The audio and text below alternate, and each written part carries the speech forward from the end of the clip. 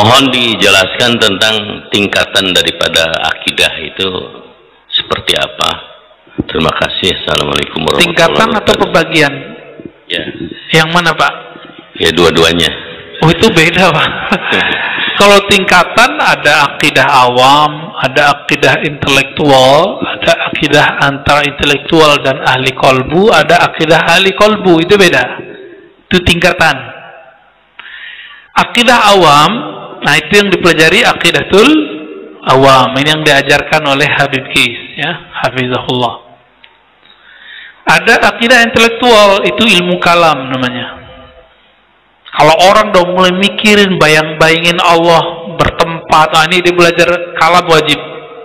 Jadi kapan ilmu kalam wajib diajarkan? Kalau kekacauan tentang Allah bertempat itu sudah mulai berkembang di kalangan masyarakat. Wajib Pak belajar kalam. Siapa yang ngomong gitu? Imam Ghazali.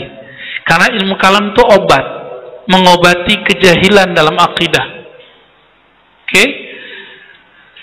Terus yang ketiga, antara ahli akidah, ahli kalam dengan ahli kolbu. Ini transisi.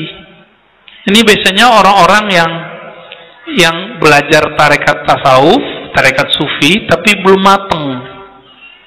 Ya, lalu dia nulis-nulis sendiri, dia paham-pahami sendiri. Akhirnya kalau orang ngaji sama dia antara bingung dan enggak. Tapi enak gitu, asik. Naik lagi yang keempat, akidah ahli kolbu. Kalau ahli kolbu, inilah hakikat akidah Nabi Sallallahu Alaihi Wasallam. Sebenarnya semua ini usaha untuk mewarisi akidah Nabi Sallallahu Alaihi Wasallam. Tapi yang paling nikmat itu yang keempat. Akidah itu bukan teori tapi rasa. Di keempat ini debat udah hilang. Kalau kamu yakin kepada Allah, jalani, gitu aja Pak. Ya, yakin Allah dekat, coba rasakan dekatnya Allah gimana. Begitu kalau dalam yang keempat itu. Kalau yang nomor 2, nomor 3 masih gimana sih dekatnya Allah? Masih nanya-nanya. Yang dekatnya bukan benda, bla bla bla. Oke, kalau pembagian macam-macam Pak. Ada namanya akidah tauhid uluhiyah. Ini kalau versi kita ahlu sunnah, tauhid uluhiyah, tauhid rububiyah, 2 aja. Tapi oleh Ibnu Taimiyah dibagi tambah tauhid asma wa sifat. Tapi masing-masing definisinya sudah beda. Bagi kita tauhid uluhiyah dan tauhid rububiyah ini satu kesatuan walaupun namanya dibagi. Apa arti rububiyah? Rob, pencipta, Allah pencipta. Kalau kita meyakini bahwa Allah betul-betul mencipta alam semesta, kita wajib menyembah Allah. Maka rububiyah uluhiyah sama. Ya, jadi nggak usah dipisah-pisah. Nama istilahnya aja yang dibedakan, tapi barangnya tidak boleh dipisahkan, dia sama. Tapi bagi Ibnu Taimiyah, uluhiyah, rububiyah beda. Rububiyah itu akidahnya orang musyrik. Loh, orang musyrik berakidah Pak. Orang musyrik bertauhid. Apa kata Ibnu Taimiyah? Tauhidul musyrikin. Tauhid orang-orang musyrik. Tauhid artinya mengesahkan, musyrik lawan mengesahkan. Gimana ceritanya itu? Nah, ini kualat orang mengharamkan ilmu mantik. Ibnu Taimiyah mengharamkan ilmu mantik. Dia tulis kitab Ar-Raddu 'alal Mantiqiyyin. Kritik terhadap ahli mantik, ya, kualat dia, ya. Akhirnya mantik itu kan untuk menjaga kalau nulis, kalau ngomong enggak amburadul. Ini jadi amburadul dia. Tauhid al-musyrikin. Nggak kacau tuh Pak. Nah, bagi kita nggak ada istilah begitu. Musyrik nggak ada tauhidnya. Oh, dalilnya ada di Quran kata Ibnu Taimiyah. Surat Luqman, "Wa la in sa'altahum man khalaqas samawati wal ard la yaqulunna Allah." Kalau engkau bertanya kepada mereka, siapa pencipta langit dan bumi? Mereka mengatakan Allah. Ini tauhidnya musyrik. Loh, bukan. Ini bukan tauhidnya musyrik. Mereka belum bertauhid di situ. Itu kan walain, seandainya. Buktinya nggak ditanya kok mereka. Mereka nyembah berhala. Itu kan walain, ya, pengandaian itu. Oke, cukup. Ya, ya, silakan Ibu.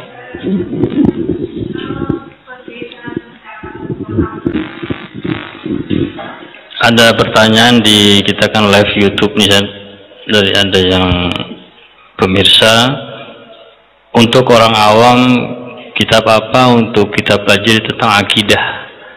Itu yang pertama, kitab apa? Yang kedua tentang ini, bagaimana sikap kita terhadap teologi akidah yang terbagi 3? Karena dalam kurikulum Kemenak, Kementerian Agama, pelajaran Quran dan hadis dan akidah itu dipelajari di madrasah tingkat SMP.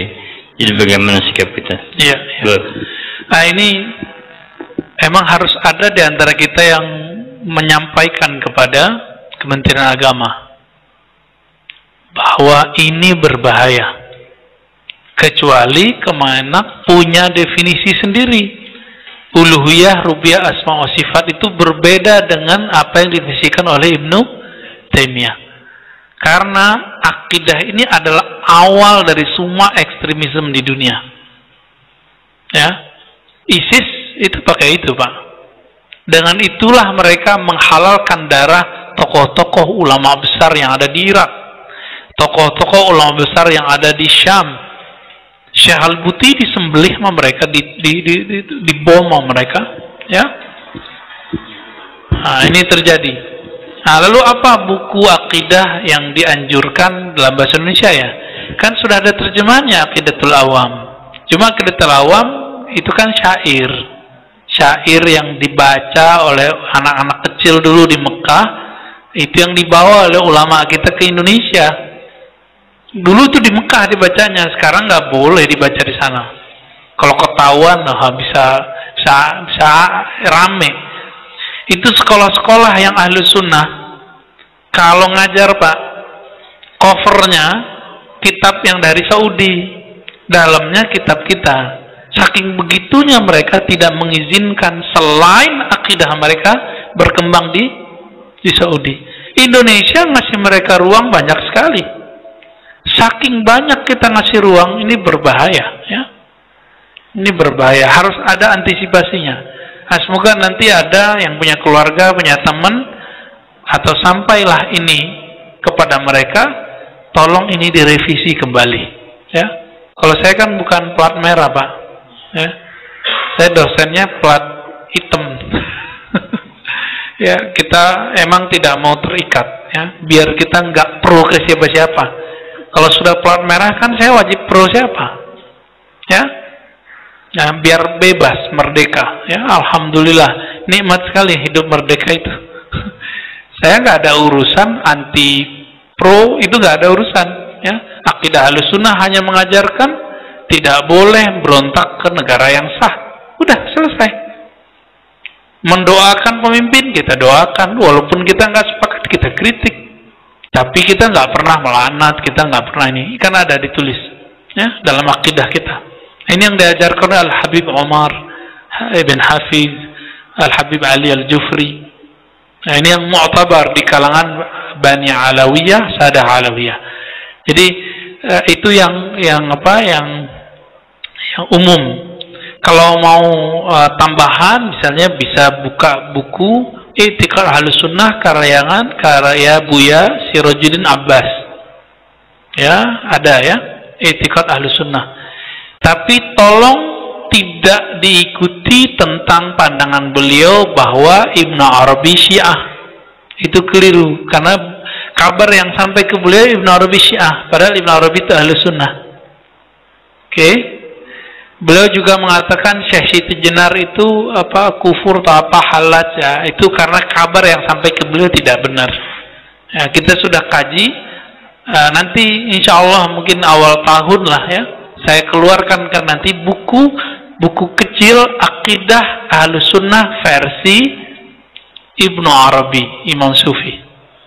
Yang dituduh Syiah itu, yang dituduh kafir oleh Ibnu Taimiyah. Ya, nanti kita keluarkan awal tahun insya Allah.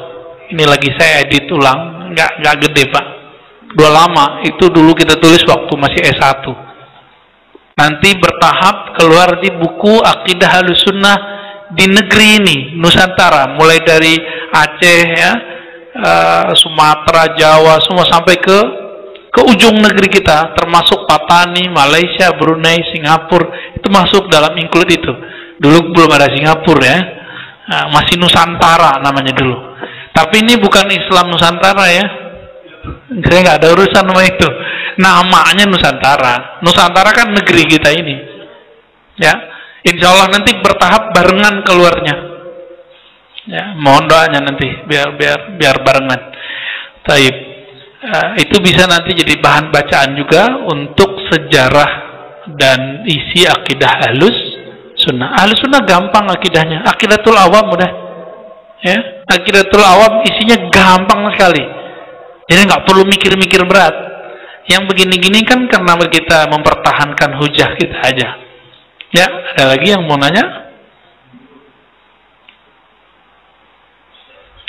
Ya, Bapak apa Ibu nih? Ya, silakan Pak.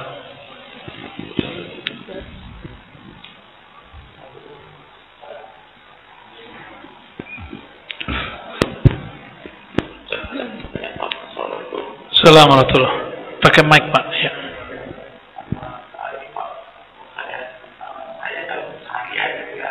Pakai mic Pak. Dalam keseharian saya pernah gitu ya, yang saya yakini imam saya itu beda mazhab dengan saya. Imam sholat maksudnya? Ya, imam sholat. Iya. Suaranya jadi horor gitu ya. Iya. Baik. Saya berada di barisan makmum, tapi saya tidak berniat sebagai makmum. Itu gimana hukumnya, Ustaz? Sholatnya sah tapi tidak dapat keutamaan berjamaah. Iya. Oke. Jadi orang yang jadi makmum tapi tidak mengikuti imam, bahkan berniat keluar dari gerakan imam, dia dapat gugur kewajiban sholat tapi tidak dapat fadilah berjamaah. Berjamaah itu apa? Ju'ilal imam liyutamma bih. Hadis ini sahih. Imam dijadikan supaya untuk diikuti gerakannya. Imam kunut, kita kunut aja walaupun kita nggak berkunut. Walaupun kita tahu dia nggak semazhab dengan kita ya. Nggak ngaruh. Imam Syafi'i ketika sholat di masjid yang di situ adalah sampingnya ada komplek kuburan Imam Abu Hanifah, beliau nggak kunut. Nggak kunut di situ. Menghormati, bahkan orang udah mati, Pak. Orangnya udah mati, dihormati oleh beliau. Itu Imam Salaf. Imam Syafi'i Salaf bukan? Tahun berapa lahirnya? 150. Wafatnya tahun berapa? 204. Salaf bukan? Ya salaf. Kalau nggak salaf ya diapain ntar ini? Imam salaf menghormati orang yang beda mazhab dengan dia. Yang di kitab Al-Um kalau ada kritik, itu kritik ke Abu Hanifah, Pak. Nanti silakan buka. Saya kan pagi-pagi itu senangnya baca Al-Um salah satunya. Kitabnya ada 5 jilidan, yang cetakan paling murah. Cetakan mahalnya 10 jilidan. Itu kitab kalau ada kritik terhadap imam, itu Imam Abu Hanifah yang dikritik, atau Abu Yusuf muridnya, atau Muhammad bin Hasan Syaibani. 3 imam ini yang dikritik. Hanafiyah semua, Pak. Tapi giliran dia sholat di masjid Imam Abu Hanifah, dia kunut nggak? Nggak. Orang mati dihormatin. Ini sekarang kita hidup, Pak, kita nggak dihormatin mereka karena nggak ngerti salaf itu apa. Ya, salaf itu omong doang, salaf. Nggak ada akhlak salaf dia warisi. Akhlak salaf ya begitu. Imam Ahmad pernahkah kemudian mengatakan Syafi'i ini ahli bid'ah? Karena Imam Ahmad mengatakan hadis kunut dhaif, Imam Syafi'i mengatakan hadis kunut sahih. Nggak pernah. Kenapa? Karena penilaian hadis bukan dari Nabi, tapi dari penelitian imam. Saya juga neliti hadis, Pak. Penelitian kita bisa beda-beda. Contoh, Imam Tirmizi bilang mengazankan bayi baru lahir, ya, itu hadisnya sahih. Kita teliti hadisnya dhaif.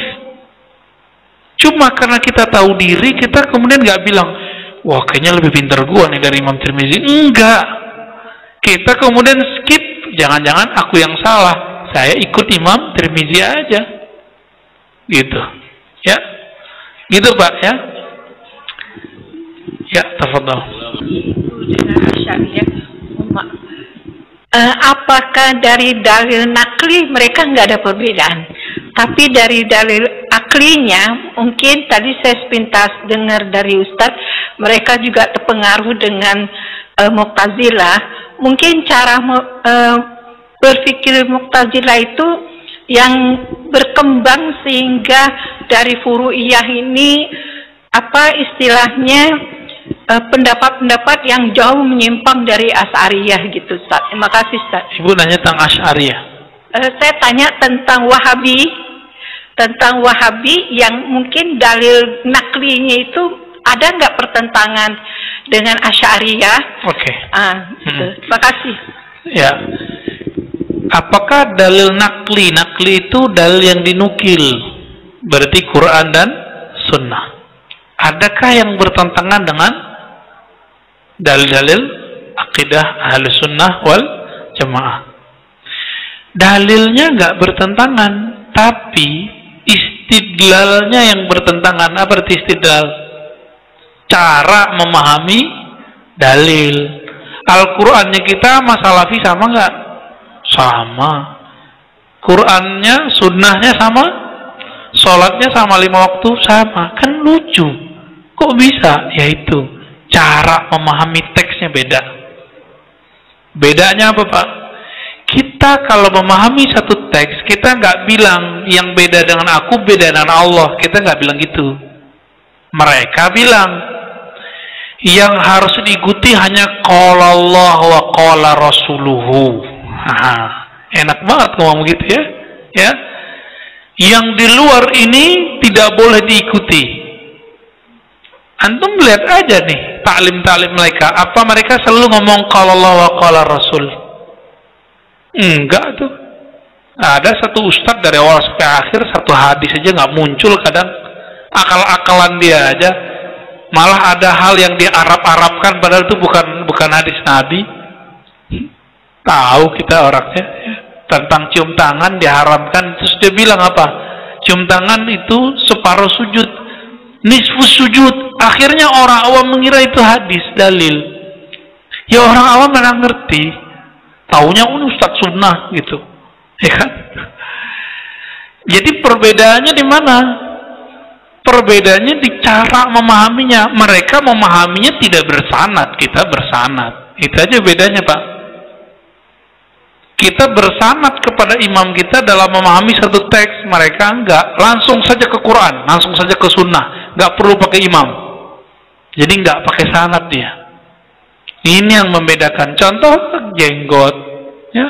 Apa hadis jenggot kita enggak paham dulu, paham. Imam kita udah jelaskan dari dulu. Oh, enggak boleh ikut imam. Hadis ngomong, ya hadis itu siapa yang menyampaikan? Kan imam juga. Bukhari imam bukan? Ya, nggak boleh ikut imam, berarti nggak boleh ikut Bukhari dong. Itu lupa dia kalau Imam Bukhari itu imam. Ya, Imam Bukhari apa? Hai kayak gini-gini Pak. Kalau debat mereka itu lucu jadinya. Ya, kalau mau ngikutin ya, ketawa-ketawa sendiri kita. Dulu di waktu saya masih remaja, mereka ngotot ya tentang suatu hal. Saya tanya, kamu dapat dari mana? Oh, saya dapat dari kitab ini, kitab itu. Saya tanya, kamu baca nggak kitab Imam Ibnu Hibban? Oh, saya baca. Anak nggak sekolah, cuma tak sekolah SD, ngaku baca kitab Ibnu Hibban. Saya aja belinya waktu S2, Pak. Dia ngaku udah baca. Gimana ceritanya tuh? Ada yang tamatan SMK, ya.